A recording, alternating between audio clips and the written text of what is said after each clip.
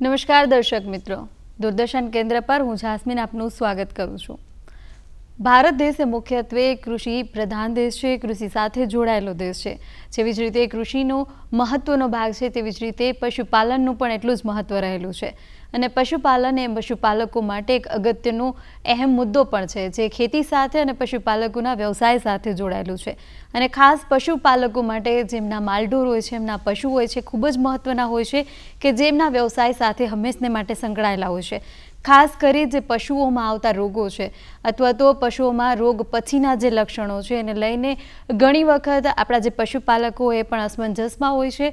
તો પશુઓમાં કઈ રીતે રોગ આવે છે અને રોગ થયા પછી એને કેવી રીતે નિવારી શકાય અને ખાસ જે ચેપી રોગો છે તેના વિશે આજે આપણે માહિતી મેળવવાના છીએ। અને આ અંગે આપણી સાથે આજે જોડાયા છે મદદનીશ પશુપાલન નિયામક વેટરનરી પોલીક્લિનિક મોરબીના ડૉક્ટર અમિત કાલરિયા સર, આપનું ખૂબ ખૂબ સ્વાગત છે। નમસ્કાર દર્શક મિત્રો।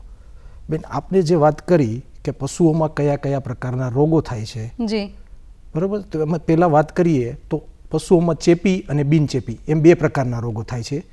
ચેપી રોગો સામાન્ય રીતે વિષાણુજન્ય એટલે કે વાયરસથી થતા રોગો, બીજું જીવાણુજન્ય એટલે કે બેક્ટેરિયાથી થતા રોગો, અને ત્રીજું છે પેરાસાઇટથી થતા રોગો એટલે પરોપજીવીના કારણે થતા રોગો। આ ત્રણે જે વાત કરી એ ચેપી રોગોની વાત। પછી બિનચેપી રોગો કે જે ચયાપચયના રોગો છે, સામાન્ય રીતે મેટાબોલિક ડિસીઝ આપણે જે કહીએ છીએ કે જેમાં મિલ્ક ફીવર છે, કીટોસિસ છે, આલ્કલોસિસ છે, એસિડોસિસ છે, આ બધા રોગો છે એ ચયાપચયના રોગો છે। હવે ચેપી રોગોની તમે વાત કરી તો એક વિષાણુજન્ય રોગ, વિષાણુજન્ય રોગોની આપણે વાત કરીએ ને તો ઘણા બધા એનું લિસ્ટ કરીએ તો ઘણું બધું લિસ્ટ થાય, પણ સામાન્ય રીતે પશુપાલકોને અથવા તો આપણા વિસ્તારોમાં 5 કે 6 પ્રકારના રોગ વધારે જોવા મળે છે। એમાં પેલું ખરવા મુવાસા મુખ્ય રોગ છે, ખરવા મુવાસા। બીજું લમ્પી સ્કિન ડિઝીઝ એટલે કે LSD નો રોગ, જે ગાંઠદાર ત્વચાનો રોગ જે કહેવાય છે એ। ત્રીજું છે એપિમેરલ ફીવર એટલે કે આપણા માલધારીઓ કે પશુપાલકો એને વલ્લાના રોગ તરીકે ઓળખે છે। ચોથું છે હડકવાનો રોગ એટલે કે રેબિસ। પાંચમો જે રોગ કહીએ ને તો શીતળા અથવા માતાનો રોગ, જેને પશુપાલકો અથવા તો માલધારીઓ શીતળાનો રોગ અથવા માતાના રોગ તરીકે ઓળખે છે, જેને આપણે સિપોક્સ તરીકે ઓળખીએ છીએ। આ મુખ્ય 6 રોગો મુખ્યત્વે આપણા વિસ્તારમાં જોવા મળે છે। બીજો એક રિન્ડરપેસ્ટ નામનો રોગ છે કે જે પહેલાં આજથી 15-20 વર્ષ પહેલાં વધારે જોવા મળતો કે 20-25 વર્ષ પહેલાં, પણ સરકારે બહુ સારું એવું કામગીરી કરી એને નાબૂદ કરવા માટેનો પ્રયત્ન કર્યા, ત્યારે જોવા મળતો હતો, પણ અત્યારે એ રોગ રિન્ડરપેસ્ટ બળિયાનો રોગ જે કહેવાય એ જોવા મળતો નથી। હવે બીજી વાત કરીએ કે જીવાણુજન્ય રોગ અથવા તો બેક્ટેરિયાથી થતા રોગો, એમાં મુખ્યત્વે ગળસુંઢાનો રોગ એટલે કે દેશી ભાષામાં આપણે ગળસુંઢાનો રોગ કહીએ છીએ અથવા સાકડાનો રોગ કહીએ છીએ। ટેકનિકલી એને હેમરેજિક સેપ્ટિસેમિયા HS ના નામથી ઓળખાય છે। બીજું છે ગાંઠિયા તાવનો રોગ કે જેને BQ ના રોગથી આપણે ઓળખીએ છીએ। ત્રીજું છે કાળિયા તાવનો રોગ એટલે એન્થ્રેક્સ। સામાન્ય રીતે આ રોગ જોવા મળતો નથી, પણ જ્યારે જોવા મળે છે ત્યારે તીવ્ર ગતિએ અને સાંસર્ગિક રોગ છે એટલે કે વધી ફેલાય છે। ચોથો બ્રુસેલોસિસ, સાંસર્ગિક ગર્ભપાત અત્યારે સૌથી વધુ અસર કરતો રોગ આ એક છે। પાંચમું ઘેટા અને બકરામાં જોવા મળતો માથાવઢુ નામનો રોગ, એન્ટેરોટોક્સિમિયાથી આપણે ઓળખીએ છીએ। અને સાતમો રોગ છે એ મસ્ટાઇટિસ અથવા આવનો રોગ, બાવલાનો રોગ કહીએ છીએ કે જે રોગ સામાન્ય રીતે એના જીવાણુ મતલબ મસ્ટાઇટિસના રોગના જીવાણુ શરીરમાં હોય જ છે, પણ જ્યારે પણ એની રોગ પ્રતિકારક શક્તિ ઘટે એટલે તરત જ એ રોગ દેખાવા માંડે છે। પછી હવે એક વાત કરીએ કે પેરાસાઇટથી થતા રોગ અથવા પરોપજીવીના કારણે થતા રોગ, એમાં એની વાત કરીએ તો પેલું ટ્રિપેનોઝોમિયાસિસ એટલે કે સરાનો રોગ, ચક્રીનો રોગ। બીજું છે એનાપ્લાઝમોસિસ, બબેસિયોસિસ, થાઇલેરિયોસિસ, આ બધા પ્રકારના રોગો છે। ચામડીના રોગો છે, આ બધા પ્રકારનો રોગ છે એ પેરાસાઇટના કારણે થતા રોગ છે। પશુઓમાં જે વિષાણુઓથી ફેલાતા રોગો છે એ કયા કયા છે, એના વિશે આપણા પશુપાલક મિત્રોને થોડીક માહિતી આપશો? મુખ્યત્વે ખરવા મુવાસાનો રોગ થાય છે। ખરવા મુવાસાનો રોગ એ એક એવો રોગ છે, એક તો એ એપ્થો નામના વાયરસના કારણે થતો રોગ છે, અને ખરવા મુવાસાનો રોગ જે રહ્યો ને એ 2 ખરીવાળા પશુઓ, સામાન્ય રીતે ગાય, ભેંસ, ઘેટા, બકરા, વન્ય પ્રાણીઓની વાત કરીએ તો હરણમાં જોવા મળતો મુખ્ય રોગ છે. જી. આ રોગમાં પશુઓને મોઢામાં અને પગમાં ચાંદા પડે છે, મોઢામાંથી સતત લાળો પડ્યા પર રાખે છે. તાવની વાત કરીએ તો 103 થી 105 ડિગ્રી ટેમ્પરેચર જેટલું તાવ આવે છે. લાળ જે પડે છે આ લાળ વાટે ફેલાતો રોગ છે, મુખ્યત્વે લાળથી જ ફેલાય છે. લાળ જે ચેપ લાગેલો પશુઓ હોય એની લાળ બીજા પશુઓના ખોરાકમાં જાય, નીરમાં જાય, પાણીમાં જાય. જે દૂષિત પાણી પીવે અથવા દૂષિત ખોરાક થાય તો બીજા પશુમાં તરત ફેલાઈ જાય છે. એટલે કે એક પશુને રોગ લાગ્યો તો તરત ને તરત બીજા પશુમાં ફેલાય છે અથવા આખા ગામમાં તરત ને તરત ફેલાઈ જાય છે. તો આ રોગને ફેલાતો અટકાવવા માટે મુખ્યત્વે આયોજન સરકારશ્રી દ્વારા કરવામાં આવેલ જ છે. અને છેલ્લા 5-7 વર્ષથી ખરવા મોવાસા નિયંત્રણ અભિયાન નામનો એક કાર્યક્રમ ચાલે છે. એ કાર્યક્રમથી દરેક પશુપાલકોને નિયત સમયમાં વર્ષમાં 2 વખત ખરવા મોવાસાનું લગતનું રસીકરણ કરવામાં આવે છે. અને આ રોગની સામાન્ય રીતે સારવાર કરતાં રસીકરણ અગત્યનું છે. અને રસીકરણ બનાવવું આનું થોડુંક અઘરું છે. એક એવું છે કે આ જે વાયરસ રહ્યો ને એની પેટા શ્રેણીઓ ઘણી બધી છે. એટલે કે 7 પ્રકારની પેટા શ્રેણીઓ છે, એ પૈકી બીજી 7 પ્રકારની, એટલે ટોટલ અંદાજે 50 પ્રકારની પેટા શ્રેણીઓ થાય. એમાંથી તમે થોડાક એટલે કે 15-20 પેટા શ્રેણીઓને કવર કરી શકો, બાકીના પેટા શ્રેણીઓને કવર કરી ન શકો.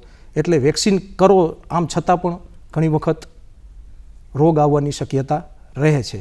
એટલે વેક્સિન એ સૌથી અગત્યની વસ્તુ છે. આ રોગ એક એવો રોગ છે કે આમાં પશુઓ મરતું નથી, પણ પશુઓમાં તાત્કાલિક ફેલાય છે. એટલે દૂધ ઉત્પાદન કરતા પશુઓ હોય અથવા તો ખેતીકામમાં ઉપયોગ આવતા બળદો હોય એ એકદમ નબળા પડી જાય છે, હાલવા ચાલવામાં લંગડાય છે, ખાવા પીવાનું મૂકી દે છે. બરાબર છે. આના કારણે અને દૂધ ઉત્પાદન એક ગાય ઘટી જાય છે. એટલે જે સામાન્ય રીતે દૂધ ઉત્પાદન હોય ને, જો પશુઓ ચેપી થાય તો બીજા દિવસથી જ 50% કરતાં પણ ઓછું દૂધ થઈ જાય છે. એટલે પશુઓ મરતા નથી, પણ પશુપાલકોને આર્થિક ધોરણે ખાસું એવું નુકસાન થાય છે. જે રીતે દર્શક મિત્રો, હાલ અત્યારે આપણે પશુઓમાં ફેલાતા જે ચેપી રોગો છે અને તેનું નિવારણ કઈ રીતે કરી શકાય તેના વિશે વાત કરી રહ્યા છીએ. અને અત્યારે આપણી સાથે જોડાયા છે મદદનીશ પશુપાલન નિયામક વેટરનરી પોલિક્લિનિક મોરબીના ડૉક્ટર અમિત કાલરિયા. તો સર, આગળ હું એ પૂછવા માંગીશ કે જીવાણુથી જે ફેલાતા રોગો છે એ કયા કયા છે તેના વિશે થોડીક માહિતી આપશો. ઘણા પ્રકારના, એની યાદી બનાવી ને તો ઘણા પ્રકારના રોગો જીવાણુથી થાય છે. પહેલો જ જો જીવાણુથી થતો રોગની વાત કરીએ, ગળસુંડાનો રોગ સામાન્ય રીતે ચોમાસામાં અથવા વાદળછાયું વાતાવરણ હોય ત્યારે થતો રોગ છે. જ્યાં પાણીનો વધારે ભરાવો રહેતો હોય અને એ પાણીના ભરાવાની આજુબાજુમાં પશુઓનું ચરિયાણ હોય, એ જ જગ્યા ઉપર જો ચરિયાણ થતું હોય તો પશુઓમાં આ રોગ વધારે ફેલાય છે. લક્ષણોની વાત કરીએ તો અચાનક ઉગ્ર તાવ આવે છે, આંખો એકદમ લાલ થઈ જાય છે, પશુ થરથર ધ્રુજવા માંડે છે અથવા તો કાપવા માંડે છે, અચાનક દૂધનું પ્રમાણ એકદમ ઘટી જાય છે, જડબામાં અથવા ગળાના ભાગમાં સોજો આવી જાય છે, સોજાના કારણે પશુ ખાઈ શકતું નથી અને મોઢામાંથી સતત પાણી ટપક્યા કરે છે, લાળ ટપક્યા પડે છે અને જીભ બહાર નીકળી જાય છે, જીભમાં સોજો પણ આવી જાય છે અને બહાર નીકળી જાય છે. બરાબર છે. હવે નિયંત્રણ આ માટે જરૂરી છે ખાસ રસીકરણ. રસીકરણ સિવાય આનો કોઈ ઉપાય નથી. સારવાર કરવી, જેટલી તમે જલ્દી સારવાર કરશો, તાત્કાલિક ડૉક્ટરની, વેટરનરી ડૉક્ટરની, પશુ ચિકિત્સકની સલાહ લેશો અને તાત્કાલિક સારવાર કરશો તો જેમ જલ્દી કરશો એમ ઉપચાર પણ ઝડપથી મળશે તો પશુઓને સારું થવાની શક્યતા વધુ રહે છે. પણ આમાં મરણનું પ્રમાણ ઘણું હોય તો 1-2 પશુઓમાં પણ જો રોગ દેખાય તો તાત્કાલિક એની રસીકરણ કરાવવું જરૂરી છે. આગળ હું પૂછવા માંગીશ કે લમ્પી સ્કિન ડિસીઝ, આના લક્ષણો તેના વિશે જણાવશો. આ રોગ આપણા વિસ્તાર માટે સામાન્ય રીતે નવો છે. છેલ્લા 7-8 વર્ષથી દેખાય છે, પણ 3 વર્ષથી આપણા ગુજરાતમાં અને ખાસ કરીને સૌરાષ્ટ્રમાં આ રોગ આખા સૌરાષ્ટ્રના રિજિયનમાં ફરી વળ્યો હતો. એટલે છેલ્લા 3 વર્ષથી વધારે દેખાય છે. આમાં પશુઓમાં શરીર ઉપર નાની નાની ગાંઠો થાય છે, સમય જતાં થોડી મોટી થાય છે અને ગાંઠો ફૂટી ફોલા જેવું થાય છે, ફોલા થઈને એમાંથી રસી નીકળે છે. રસી નીકળે, જો સમયસર એની સારવાર કરવામાં ના આવે તો જીવડા પડવાની શક્યતા રહે છે અને આમાં પશુઓ ખાવા પીવાનું મૂકી દે છે બરાબર છે. અને લમ્પી સ્કિન ડિસીઝ માટે સારવાર કરતાં આમાં પણ અગત્યની વાત છે કે રસીકરણ કરાવવું જરૂરી છે. વર્ષે એક વખત સરકારશ્રી દ્વારા આનું પણ રસીકરણ કરવામાં આવે છે. ગોટ પોક્સ અથવા તો LSD એટલે કે લમ્પી સ્કિન ડિસીઝનું રસીકરણ કરવામાં સરકારશ્રી તરફથી આવે છે. જી સર, આગળ પૂછવા માંગીશ કે જ્યારે કોઈ પશુઓમાં હડકવા થયો હોય તો તેના લક્ષણો શું છે, કેવી રીતે ઓળખી શકાય? હડકવા એક વાયરસજન્ય રોગ છે. રેબડો વાયરસ નામના વાયરસથી થતો રોગ છે. સામાન્ય રીતે આ રોગ ગરમ લોહીવાળા પશુઓ, ઇવન મનુષ્યમાં પણ આ રોગ જોવા મળે છે. આ રોગ આમ જોવા જઈએ ને તો સૌથી જૂનો રોગ છે, પણ આ રોગ થયા પછી આની કોઈ સારવાર હજુ સુધી આપણે એની સારવાર સુધી પહોંચી શક્યા નથી. જ્યારે પણ હડકવા સામાન્ય રીતે કૂતરા, બિલાડા, ચામાચીડિયું, વરુ, શિયાળ આ બધા આ રોગના વિષાણુઓને કેરિયર તરીકે એના શરીરમાં રાખી છે. આ પૈકી કોઈ પણ જાનવર મનુષ્યને અથવા પશુઓને કરડે તો રોગ થવાની શક્યતા વધી જાય છે. અને જો આ પૈકી કોઈ પણ જાનવર કરડે તો રસીકરણ કરાવવું જરૂરી છે. રસીકરણ એ જ આ રોગનો ઉપચાર છે. જો રોગ એક વખત શરીરમાં થઈ ગયો તો રોગની કોઈ પણ પ્રકારની સારવાર નથી.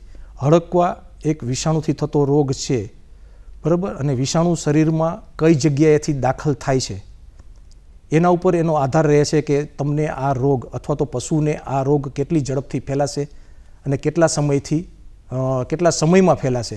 જો જેમ મગજની નજીક અથવા તો માથાની નજીકથી કોઈ પણ જાનવર અથવા તો કૂતરું આપણને કરડેલું હોય તો 2 થી 5 દિવસથી લઈને મહિના દિવસની અંદર આ રોગ ફેલાઈ શકે છે. અને જો આ જ કૂતરું પૂંછડું અથવા પગના ભાગે કરડેલું હોય તો 2-5 વર્ષ પછી પણ ફેલાવાની શક્યતા રહે છે. એટલે કે આ રોગ વિષાણુથી થતો રોગ હોવાથી આમાં વેક્સિનેશન ખાસ જરૂરી છે. આ રોગના લક્ષણોની વાત કરીએ તો પશુઓમાં 2 પ્રકારના લક્ષણો જોવા મળે છે. એક તો ઉત્તેજિત અવસ્થાનો રોગ એટલે કે ફ્યુરિયસ ફોર્મ, અને બીજું છે લકવાની અસરવાળો રોગ એટલે કે ડમ ફોર્મ અથવા તો પેરાલાઇટિક ફોર્મ.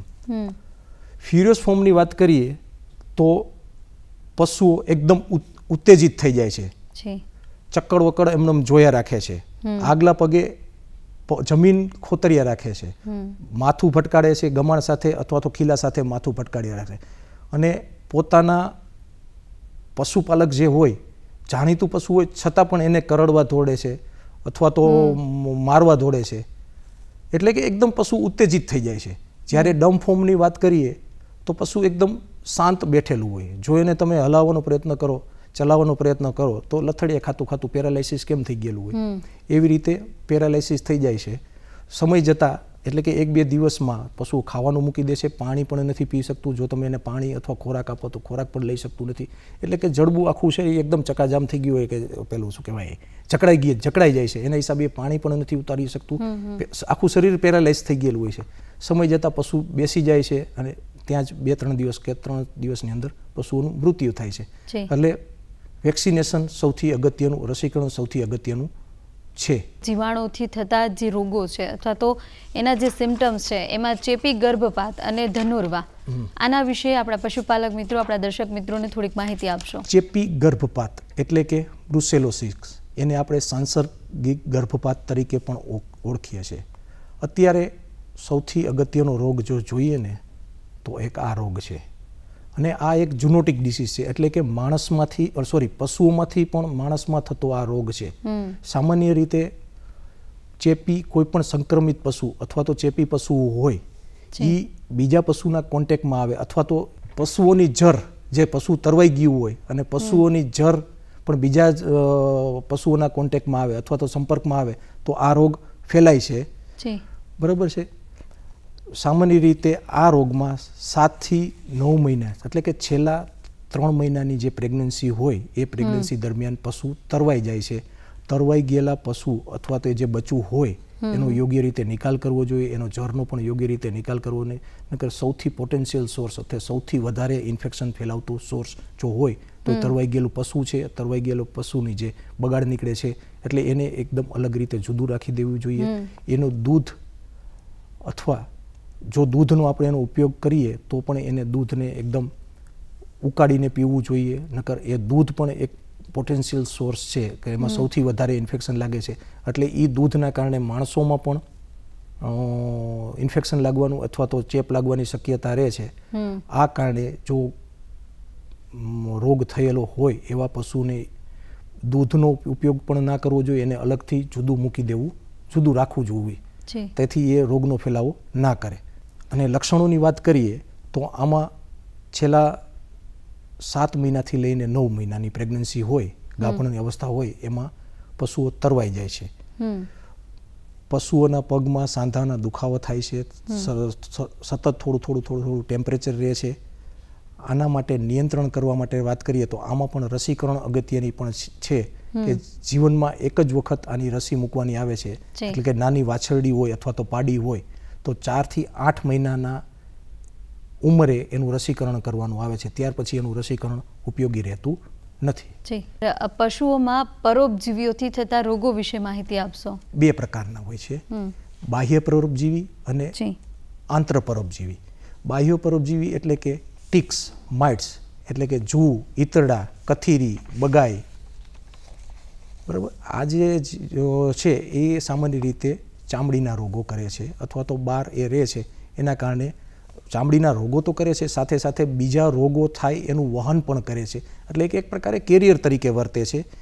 બીજું જે છે એ અંતઃપરોપજીવી એટલે પ્રજીવો, આપણે એને પ્રજીવો અથવા કરમિયા તરીકે ઓળખીએ છીએ. પ્રજીવોના કારણે જોવા જઈએ તો 3 કે 4 પ્રકારના અગત્યના રોગો થાય છે. પહેલું છે સરા, ચક્રીનો રોગ એટલે કે ટ્રિપેનોઝોમિયાસિસ. ટ્રિપેનોઝોમિયાસિસ એ એક પ્રજીવથી થતો અથવા પેરાસાઇટથી થતો, બ્લડ પેરાસાઇટથી થતો રોગ છે. આ સામાન્ય રીતે ગાય, ભેંસ, ઘેટા, બકરા, ઊંટ અને ભૂંડ બધા જ સામાન્ય રીતે જોવા જઈએ તો બધા જ પ્રકારના પ્રાણીઓમાં થાય છે આ રોગ. આ રોગમાં ફૂલ એટલે કે ઘણો જ તાવ આવે છે અને આના કારણે પશુઓમાં શરીરની સમતુલા ગમાવી દે છે. એટલે પશુઓ લથડિયા ખાય છે અથવા ગોળ ગોળ ફર્યા રાખે છે. આંખો નજરે મતલબ જોઈ શકતા નથી, એટલે કે આંખોથી જોઈ શકતા નથી અને મોઢામાંથી સતત લાળ પડ્યા રાખે છે. તો દર્શક મિત્રો, આજે આપણે પશુઓમાં થતા જે ચેપી રોગો છે ને એના નિયંત્રણ વિશે આજે આપણે ચર્ચા કરી રહ્યા છીએ અને આપણી સાથે અત્યારે જોડાયેલા છે ડૉક્ટર અમિત કાલરિયા. સર, આગળ હું પૂછવા માંગીશ કે પશુઓમાં જેવી રીતે આપણે પરોપજીવીઓ વિશે વાત કરી તેવી જ રીતે પશુઓની આરોગ્યની જે જાળવણી છે એ કઈ રીતે કરવી જોઈએ તેને લઈને માહિતી આપશો. પશુઓની આરોગ્યની જાળવણી કરવી હોય તો પહેલાં એને સ્વચ્છ વાતાવરણ અથવા તો હાઇજેનિક કન્ડિશન અથવા હાઇજેનિક વાતાવરણ પૂરું પાડવું જોઈએ. બરાબર. એના છાણ, પોદડાનો યોગ્ય રીતે નિકાલ કરવો જોઈએ. પીવા માટે ચોખ્ખું પાણી પૂરું પડે. શિયાળાની ઋતુમાં જોઈએ તો ઠંડકથી બચાવવા માટેની એની વ્યવસ્થા કરવી જોઈએ અને ઉનાળાની ઋતુમાં છાયાની નીચે, ઝાડવાની નીચે પશુઓ બંધાય અથવા તો તબેલાની અંદર પશુઓ બંધાય એ માટે ખાસ ધ્યાન રાખવું જોઈએ. પાણી પીવા માટેનો જે અવેડો છે, અવેડો અઠવાડિયામાં 1 વખત સાફ કરી કડી ચૂનાથી એને રંગાવવો જોઈએ અથવા ધોળવો જોઈએ. જો પશુઓ તબેલામાં અથવા તો આપણું પશુ કોઈ પણ 4-5 પશુઓ રાખતા હોય તો એક પશુ બીમાર પડે તો સૌથી પહેલાં એ પશુઓને અલગ કરવું જોઈએ અને જરૂરી સારવાર પૂરી પાડવી જોઈએ. પશુ ચિકિત્સકની સલાહ લઈને દર 6 મહિને 1 વખત કૃમિનાશકના ડોઝ આપવા જોઈએ. ઈતરડી, કથીરી અથવા અન્ય કોઈ પેરાસાઇટ થતા હોય તો એનો દવાનો એને જરૂરી નિયમ મુજબ છંટકાવ કરી એનાથી બચાવવું જોઈએ. દૂધાળા પશુઓ જો હોય અને દૂધ આપણે એનું લેતા હોય તો આપણે જેમ ચેપી ગર્ભપાતની વાત કરી એ પ્રમાણે એ રોગનું દર વર્ષે 1 વખત તપાસ કરવી જોઈએ, જેથી આપણે આપણા બીજા પશુઓને બચાવી શકીએ અને માણસમાં આગળ એ રોગનો ફેલાવો થતો હોય એને પણ અટકાવી શકીએ. મેઇન ખાસ આ છે. અને બીજું રસીકરણ. રસીકરણ દરેક રોગ માટે અલગ અલગ રસીકરણ આવે છે. સામાન્ય રીતે મે અથવા જૂન મહિનામાં HS એટલે કે સાકરડાનું, ગળસુંઢાનું રસી મે મહિનામાં અને BQ એટલે કે ગાંઠિયા તાવનું રસીકરણ મુકાવવું જોઈએ. સરકારશ્રી દ્વારા વર્ષમાં 2 વખત ખરવા મોવાસાની રસી પણ મૂકવામાં આવે છે. આ રસી પણ સમયસર મુકાવી દેવી જોઈએ અને જેમ વાત કરીએ એમ ચોમાસાની પહેલાં અને શિયાળાના સમય દરમિયાન કૃમિનાશકનો એક ડોઝ આપવો જોઈએ. આટલું કરવાથી પશુઓની તંદુરસ્તી યોગ્ય રીતે જળવાઈ રહે છે. જાણે કે કોઈ પશુને કોઈ પણ રોગ થયો છે એ બીજા પશુમાં ન ફેલાય તેને લઈને પશુપાલકોએ કેવી કાળજી લેવી જોઈએ? પહેલું તો ચેપી જે રોગ ફેલાયેલો છે અથવા જે પશુને થયેલો છે એ પશુઓને બીજા પશુઓથી અલગ કરવું જોઈએ, અથવા એટલે કે રોગિષ્ટ પશુ જે છે એને અલગ કરવું જોઈએ, સેપરેટ કરવું જોઈએ. હવે જે રોગ થયો છે અથવા તો આપણને રોગ થયાની શંકા છે તો રોગનું યોગ્ય નિદાન કરી અને એની યોગ્ય સારવાર એટલે કે પશુ ચિકિત્સકની સલાહ લઈને આ વસ્તુ કરવું જોઈએ. હવે રોગ શાનાથી ફેલાયો છે, રોગ કયો છે અને શાનાથી ફેલાયેલો છે એટલે એનું નિયંત્રણ કરવું જોઈએ. કે જો જુવાથી, ઈતળાથી, કથીરીથી, માખીથી, મચ્છરથી ફેલાતો હોય રોગ તો એ રોગને ના ફેલાય એના માટે રોગના જે ફેલાવનાર જે પશુ માખી મચ્છર છે એનું નિયંત્રણ કરવું જોઈએ. પછી અગાઉ વાત કરી એમ વર્ષમાં 2 વખત કૃમિનાશક દવાઓનો ડોઝ આપવો જોઈએ. એટલે કે ચોમાસા પહેલાં અને શિયાળાના મધ્યાંતરે કૃમિનાશક ડોઝનો દવા આપવો જોઈએ.